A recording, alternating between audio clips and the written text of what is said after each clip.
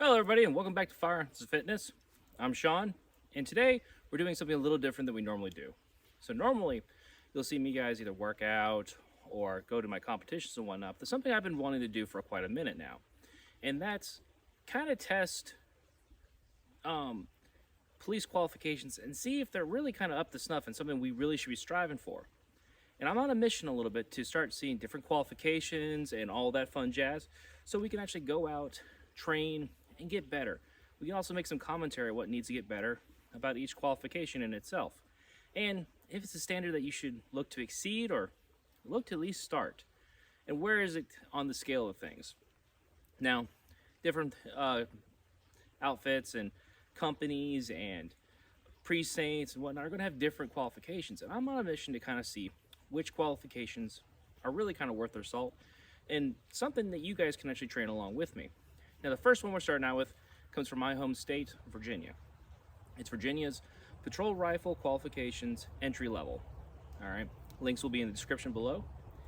And we're going to test to see if it's really worth its salt. And we'll go over and talk about it a little bit more, but for right now, we're going to get into the actual shooting portion of it, because that's what you guys are here to see. Now, I do have a Q target here somewhere, but I don't really feel like digging it out. So what I did is I grabbed the regular IPSC target, and the only place on this target that'll count is inside the C zone. If it is outside that C zone, it will not count. All right. Now, this is a score test, and it's 60 rounds. It's 5 points for inside the bottle, so anything inside the C zone is 5 points. Outside, 0 points. Easy enough, right? You need a 255 to pass, I believe, whatever 80% is. At any rate, this is going to be set up at 50 yards. All right, and I'm going to put a second target right next to it so that we can, well, have the left-right target as it is set up. Now, thank you guys. Let's get to it. Stage one is very simple. It's five shots standing, 5 shots kneeling, 10 shots prone. You can be slicking on the safety between each one. It's all going to be on the left target. These both are about 50 yards. Yeah, forgive me, they're paced off 50, so it is what it is. But, yeah, right there. Those right there, what we're aiming for. Anyway, got my shot timer here. Now, my shot timer is acting up a little bit, so it may not give me an accurate, shot. But it does have the par time set. The par time for this is 1 minute. Oh, this is started from the slung position. So I assume it's just this. And then you get into gear afterwards. But we shall see.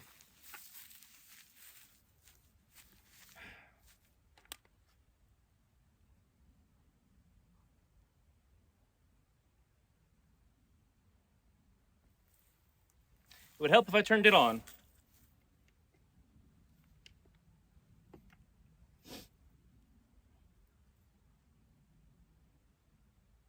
All right, you're ready.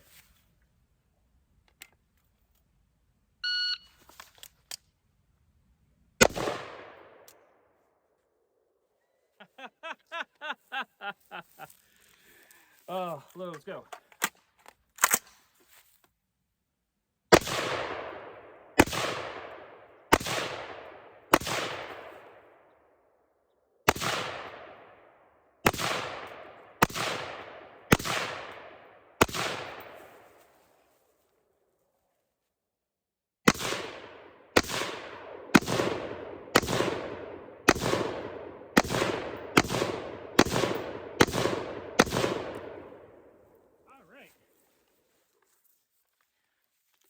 Even a little bit of a looper there, we got it in. And should be probably shot time at any time now. Says we did it in 25 seconds. I don't know if that's accurate or not. 25:79. It may be accurate. There, that's the minute. So, one thing I forgot to do there is fucking work through problems. All right, it's my dumbass fault for not making sure that I fucking had the gun loaded, ready to go. And for the next string of shooting, we are going to do a top off. There we go. Stage 2. It's very similar to stage 1, only you have 45 seconds to do so. It's 5 standing, 5 kneeling, 5 prone. Making sure you're slicking the safety off between each one. All right, let's get to it. All gonna be on the left target.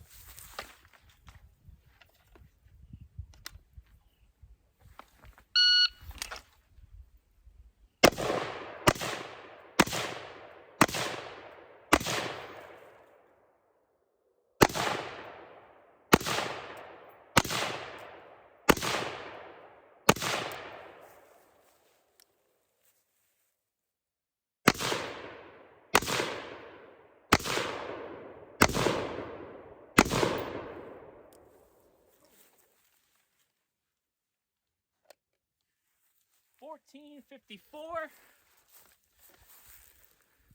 That may be correct, that may be wrong, don't really know. All right, guys, stage 3, it's at 15 yards, or roughly about there. What it is, it's 10 standing, 5 kneeling. So 10 standing to the left target, 5 kneeling to the right target.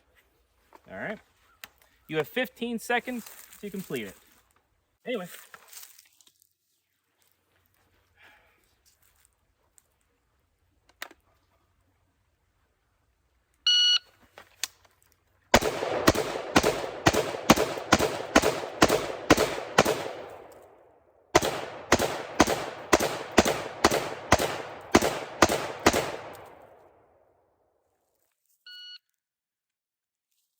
I did 10 and 10. Still did it under 15. I did it in 12:20. So must be 10 and 5. That's my bad, guys. All right, guys. Here at about the 7-yard mark. And this one is for a string of 5. All right. 2 rounds under 2 seconds into the right target. So basically that's what we're working with. All right. So from the sling position again. All right, got a new mag in there. You're gonna do this for a total of 5 times. So 10 rounds gonna be expended. All right.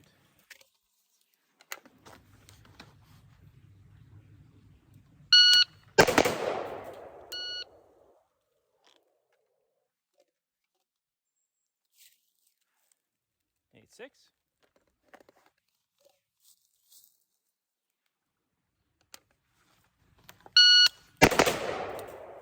Ooh, I threw that one low. 8-3.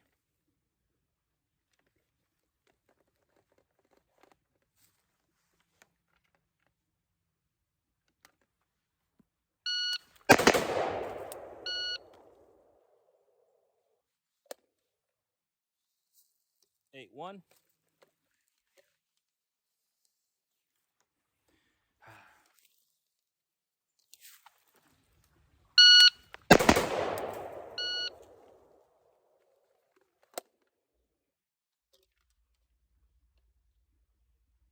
That wasn't a 9-1.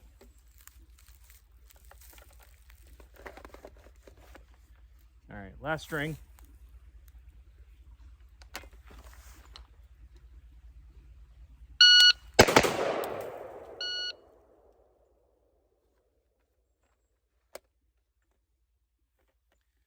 Seven, 6. All right, this next one's at about 5 yards. All right, 1 shot to the head under 2 seconds each time. Now, not totally sure what to consider the head here. It may be the whole square above. All right, it may just be that A box, but we're gonna try to hold ourselves to a better standard and try to get it all in the A zone. All right, 5 yards. Gonna be at the left target. The left target.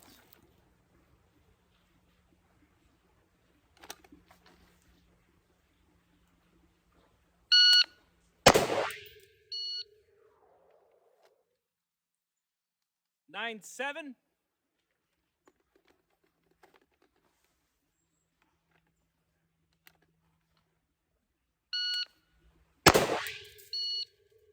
That was close. 1-5. 1-1-5.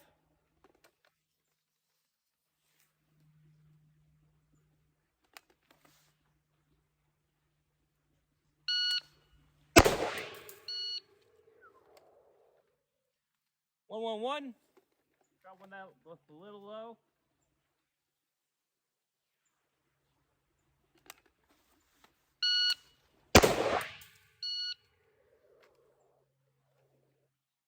.94.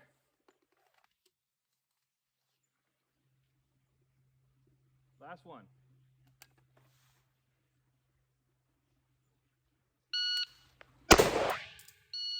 Drop that one a little too. 9.9.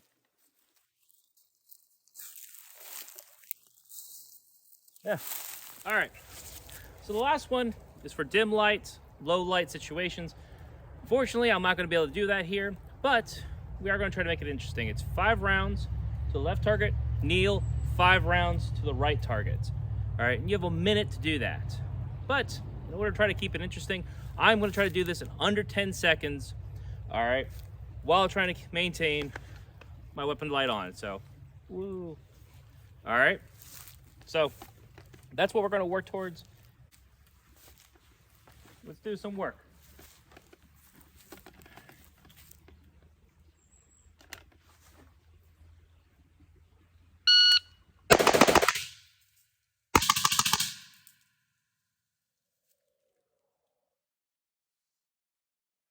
All right. You know, for some reason, it feels like more than 60 rounds. Anyway, so on this, that doesn't count. All right, that one guy right there, so he doesn't count. I'm not going to count these 2 right here that are low in the head box. They are inside the bottle, yes, but all the same, I don't think I'm going to count them. All right. I've said I wanted to try to get them inside the A zone. I didn't manage that. This one right here, also not going to count, so I am down 1, 2, 3, 4. I'm down 4. Like I said, it doesn't seem like we'll reconvene on as far as the count goes. But yeah, so that's the Virginia patrol rifle entry-level qual. All right, let's go over to our thoughts and feelings. All right, everybody, time for final thoughts. Now, obviously, I'm back home. It's at night. I've got myself a nice little cider to enjoy responsibly. And I've written out my script, which you may or may not be able to see based on the lighting. Don't really know. Haven't figured it out yet. So there are a couple things I want to kind of go over, which are the pros of this, the cons, how we can make it better or maybe even scalable to other shooters, and my final thoughts on this all. And like I said, kind of go through this, and I do apologize if I start reading. I haven't quite figured out how I'm going to do this script stuff yet. But anyway, sit back, grab a drink, let's have some final thoughts. And by the way, if you like this content and you want to see me do more, go ahead and comment below what qual you'd like to see me do, or just say, hey, what I did wrong, what I did bad, and things I can improve on. Still a new channel, and I wish you guys the best, as I hope you wish me. All right, pros. All right, so this is kind of a pro and a con, but we're going to get to that in a second. But the pro is, there's a 50-yard distance you naturally have to do. And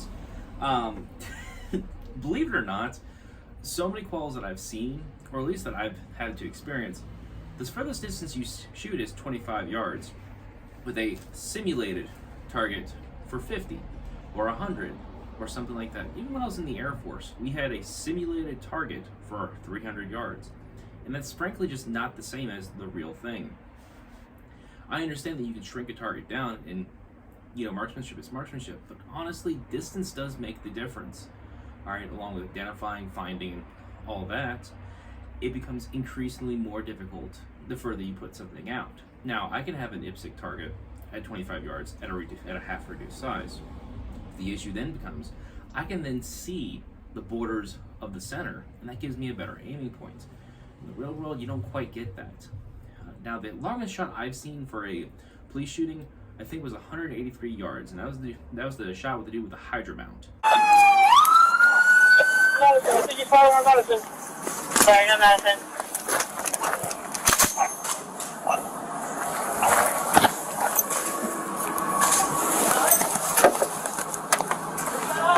All right, be reloaded.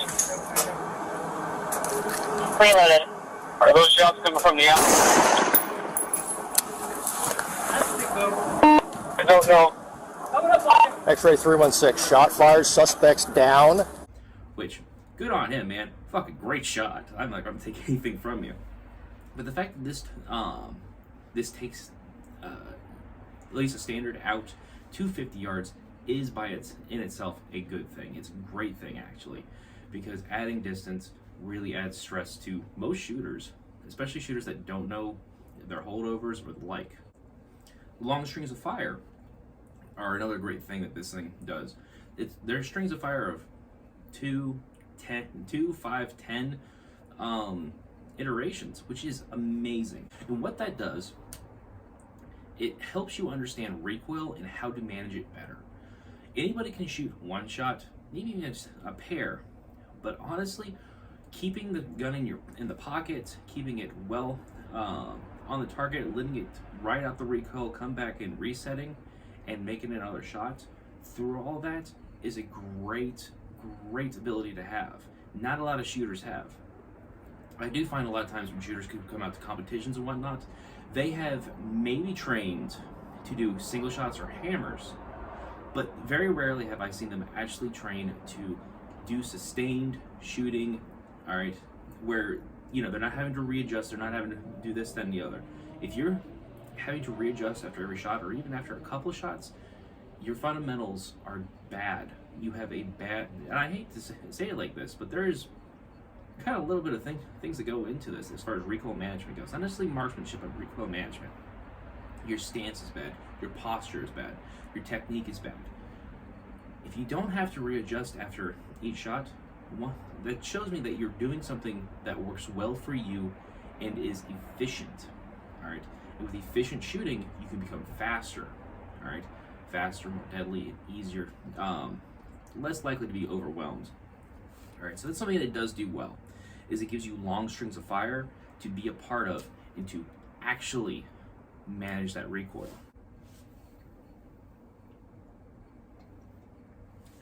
Let's see if this gets any better with drinking on it.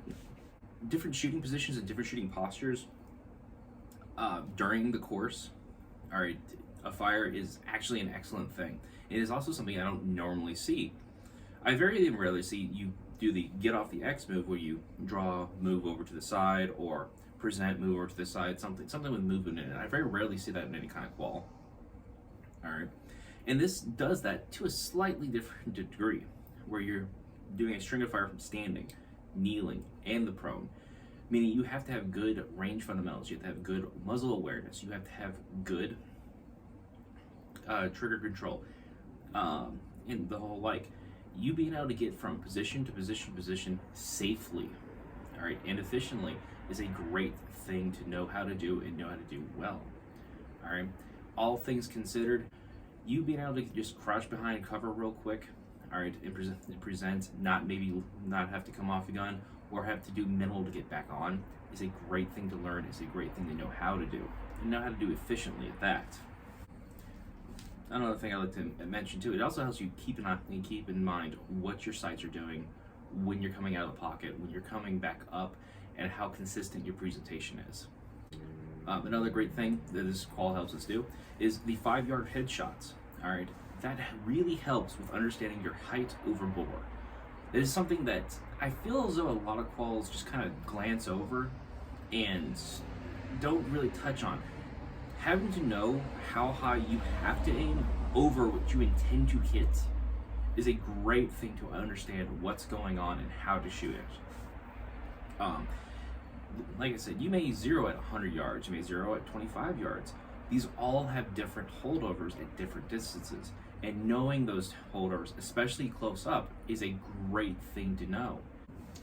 Another thing for this qual that really has a good thing going for it is the fact that it has a time limit. And I know, you might be saying all quals have time limits. That is not correct. I've been doing corrections for about 10 years, and I have to say, they say that there's a time on it. I've never heard somebody whistle to end it or anything. I've only ever seen people just shoot the amount of rounds that are necessary to hit the target, or that are necessary for that string of fire. I've never really seen targets turn, instructors say no more, ceasefire, like, never seen that. All right, and this is something nice. I like having a time limit on each specific course of fire. Now what that does is it does induce a little bit of stress to each individual shooter.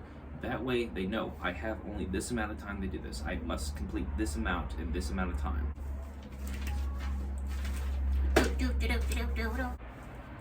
Another thing I would like to touch on is the actual name of this qual, the entry level patrol rifle qual. Entry level.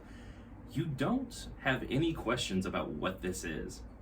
All right, it's entry level. You don't get to fool yourself and think you're some kind of advanced badass shooter or anything like that. No, you're entry level. There's nothing more to that. All right, and that's something I think is actually a huge strength to this, because it'll make people seek out, well, oh, I can do the entry level. All right, or I can't do the entry level, I must get better. Oh, I can do the entry level, I must get better. Maybe there's an advanced level course, or maybe there's an intermediate level course that I can do to try to get better. This makes no bones about it that it's entry level. No more, no less. All right, fail this, you fail the basics.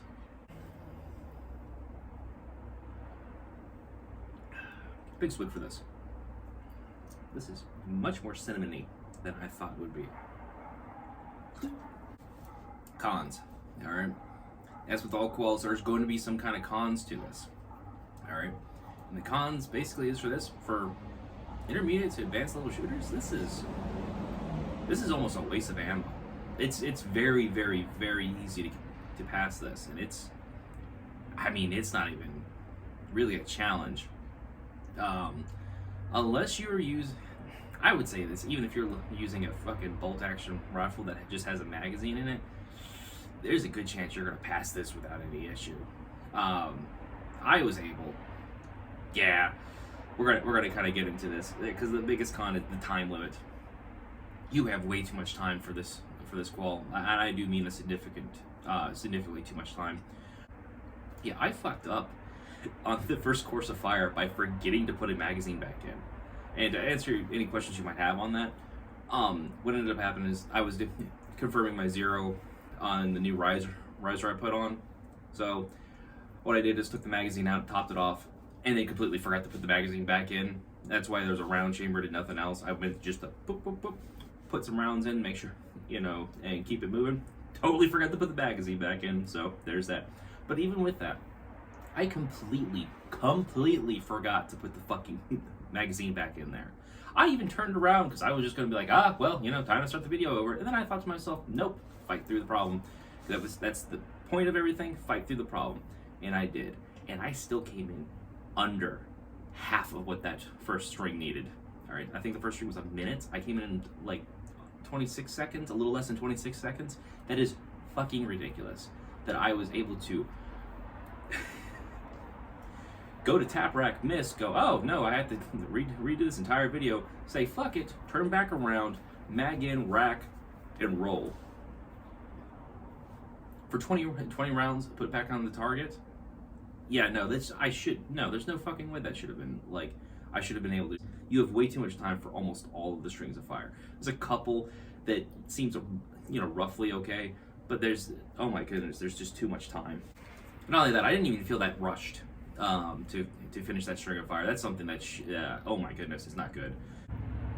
All right, another con to this is there is a lack. Now, and I understand this is entry level, so this is kind of like a nitpicky thing, but there's a lack of use of cover or concealment in this. I maybe starting from behind cover concealment, leaning out and having to shoot and engaging it from the different positions. That would have been much more useful. Generally, if somebody's shooting at you or you having to shoot at them, it is best to get behind cover, and something to ingrain that into people rather than a just stand and deliver type mentality would have been just better to consider. Not only that, it does give you practice around barricades at that point, which really are anywhere. Anything can become a barricade, whether or not it's effective cover or not. You get to decide. Well, really the bullet gets to decide. Another thing that I find kind of a problem with this particular qual is the target itself. The target was supposed to be used as the FBRQ target. If you don't know what that is, please look it up. All right, but generally, if you know what an IPSC target is, it's the C zone, the A, B, and C zone of that target. That's roughly how big it is, and it's a fairly large target. And I don't think that's something we should be aiming for. Now, I'm not saying that target in itself can't be used, but I do think we need to spice it up a little bit and help with the point system, because basically anywhere in that queue, it's 5 points. Outside of that queue, it's 0. There's no gradients or anything, so you don't get rewarded for better accuracy, which is something I think we should have to do. You should be rewarded for better accuracy, especially with the time given. The queue target is way too easy of a target, honestly, and it doesn't have a defined head either. I said that the A zone is going to be what I'm aiming for on that little head zone. So you have the B, A, and some of my rounds landed in the B, and that wasn't good enough for me. I wanted them to land in the A. And something that just needs to be fixed. I don't think it's got a defined head zone, and it doesn't really have a defined shoulder either. Now, you can say, oh, this is the head zone, this, that, and the other, or this little box that I've driven is a head zone, but either way, it's still something that needs to be defined, easily defined, so that there's no questions about it. And we like to rule ourselves into a win, no matter what. Now, this wasn't something I covered in the actual video, mostly because it wasn't nearly necessary to talk about, but in the literature, when you read through it, there's an insistence on having a 3-point sling. And I don't know about you, I've never seen a 3-point sling in the wild. I've never once seen it. I've never seen it at any competition. I've never seen it at any class I've taken. I've never even seen it at law enforcement, like shoots and whatnot. I've never seen that shit. I cannot think of the time I've seen a 3-point sling out in the wild. I've seen it in videos here and there of like YouTubers using it, or even funny videos of people trying to figure out how to use it, because there's such a fucking complicated sling for no damn reason. Now, once it's on, you kind of get the hang of it real quick, but it's putting the fucking thing on that's so goddamn hard. I've legitimately seen more single-point slings post tactical response popularity, i.e. like post 2016, 2017, than I have 3-point slings ever. Alright? And the only reason I bring up tactical response is because those are the only people that I knew of that actively stated that you should use a 1-point sling. And there's nothing really wrong with a 1-point sling, but there's just no real benefit to them either. Alright? Everybody I know uses a 2-point sling. Alright? A quick adjust 2-point sling. I've even seen more shitty World War II web 2-point slings that are just kind of there to hold the rifle. Not like fighting slings. I've never seen a 3-point sling, and it's wild to me that that's a thing that they're trying to push. It's a weird thing, all right. And it's just a con, because I feel like it's going to make new shooters, especially because this is entry level. This would be what it's be. All right. I think it's going to make new shooters want to go get 3 points and then get immediately frustrated with it and go, you know what, we don't need slings, which is not the case. Now, there's rare in a blue moon that a sling is not needed and probably should be avoided, but generally you want a sling, all right? And I think the want and push for people to get a 3-point sling is just overall bad, and it's ultimately just going to do worse, because it's going to cause them to waste money. Because 3-point slings, I don't know if you've looked up the cost of them, but they're fucking expensive for no reason. They're actually expensive. They're like $100. All right, well, you can get a quality 2-point sling for like $25. All right, come at me all you want. 25, 60 bucks. You can get actually quality like 2-point sling that's fast adjust. All right, and you're good to go. But a 3-point sling, they're like, I don't think I've seen one for less than $100, unless you go to like Alibaba or something. But yeah, so just for those viewers out there, just get a 2-point sling. You'll be much happier in general. All right, it's a much easier learning curve to them. Just get a 2-point sling, play with a couple sling setups, and see what you like. A lot of it comes down to preference. You know, there's different ways to use different things. There's no really incorrect way. I take that back. There's always an incorrect way to do something. Something will prove me wrong. But either way, just get a 2-point sling. You'll be happier with your buy, and just overall in a better place.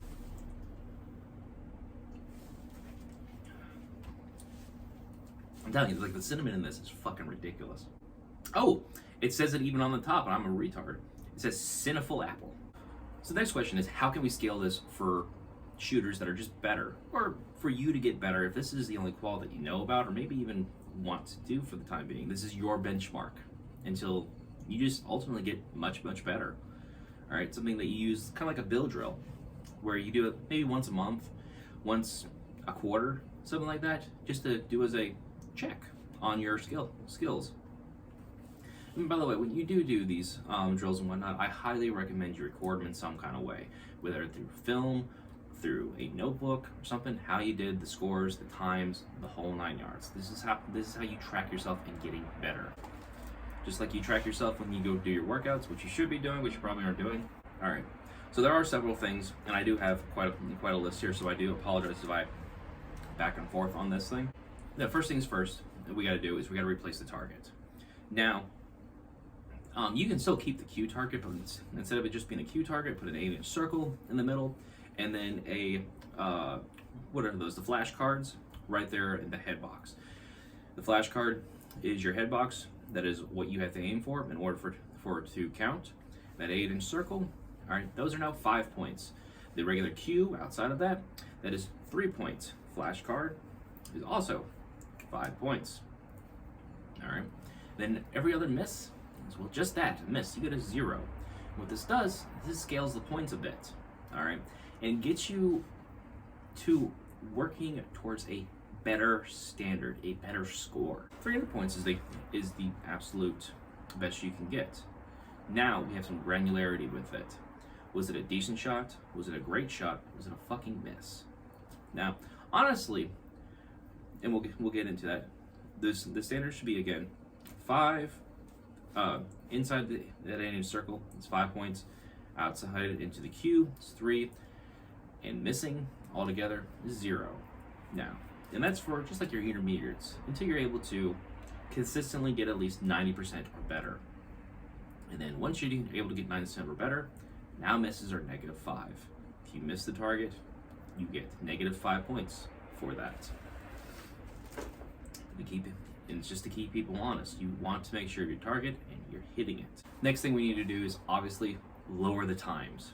All right, and I'm not saying let's cut them in half or cut them into a third. I'm not saying that, no. This is obviously an entry level score, but even for entry level, the times are way too generous, I think. And I think a good way to knock it down for the most part is about 2/3 of what it currently is. So, for instance, stage 1, instead of 60 seconds, we go to 40 seconds. All right, stage 2, instead of 45 seconds, you get 30 seconds.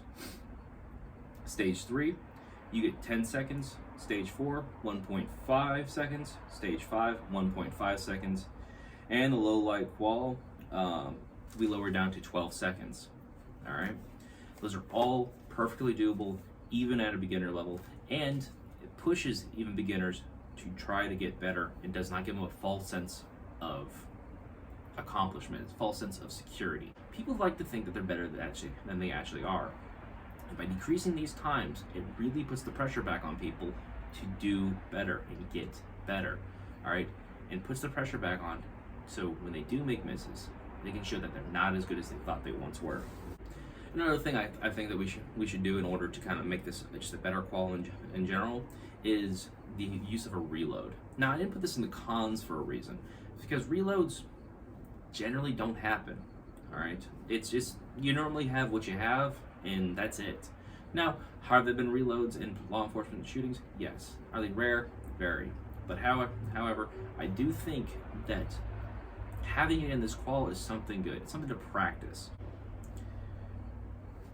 I do think on the first stage we should do a reload, all right, which is, you have 40 seconds to do this now, at least in the new standards, all right, which would be shoot 10, reload, kneel, shoot 5 from the prone. And honestly, it just gets you in that habit of learning how to reload your rifle, especially under a little bit of stress. There's a time limit, all right? Believe it or not, all gunfights do have a time limit.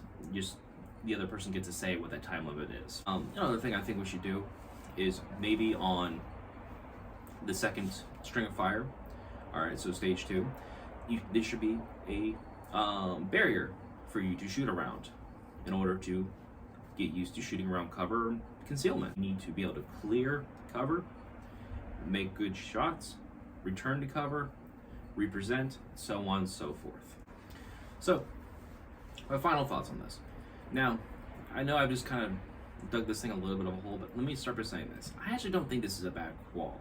It's not a great one, but it's not a bad qual, especially for beginners. Now, I do think if you 80% this, 90% this, you shouldn't be doing this qual anymore. It's almost a waste of ammo at that point. Your skill level is just not going to get better unless you maybe do those things that I suggested, shorter times and so on. However, I do think that if this qual by itself, it's not a great qual for people that have done this for a while and maybe are pretty proficient. But overall, it's not a bad qual. It's a great qual, I think, for people that are buying their first AR, their first fighting rifle, or even a fucking pistol at this point. All right, it may be really challenging for a pistol, which, you know what, I might try to take that up on with a pistol and see if I can't 90% this, at least with a pistol. If you like this content, please like it. It does help. All right. Not only that, guys, if you for any reason feel like you want to support us and whatnot, we don't have a Patreon and we don't have a subscribe star, but what we do have is a couple links in the bio. I prefer you guys support us out on Rumble if at all possible. They're a free speech platform and they allow us to do the content that we want to do without worry of being struck against. If you like to stay on YouTube, again, I understand, but there's also an Amazon link down below. If you're looking to make a purchase through Amazon and you wish to support the channel, great way to do it is just hit the affiliate link below. We get a little bit of whatever you guys buy, and it does come back and help the channel. We're a small channel. We're trying to work towards getting better content out. I want to get workouts out for you guys. I want to get better qualifications out for you guys. And I want to bring you guys along on any travels that I may have. Now, if you guys have any questions, again, feel free to reach out. Till next time, cheers.